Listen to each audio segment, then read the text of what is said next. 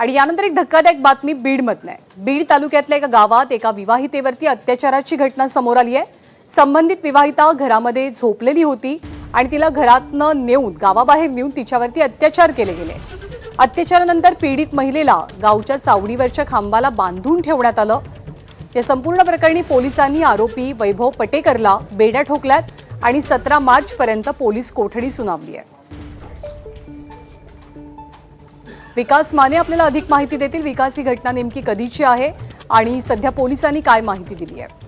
ज्ञानदा, निश्चितच या धक्कादायक प्रकरणाचा संपूर्ण एक व्हिडिओ जो आहे तो देखील समोर आलेला आहे आणि बीडच्या पिंपळनेर पोलीस ठाण्यामध्ये या संपूर्ण घटनेमध्ये गुन्हा देखील नोंदवला गेलेला आहे आणि यातील आरोपी जो आहे तो तात्काळ अटक करण्यात आलेला आहे पोलिसांच्या माध्यमातून।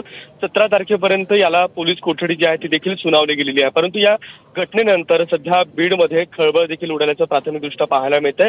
पिंपळनेर पोलिसांसह पिंक पथक जे आहे ते देखील या संपूर्ण घटनेमध्ये अधिक तपास जो आहे तो केला जातो आहे। त्या महिलेची अधिक विचारपूस जी आहे ती देखील केली जाते आहे।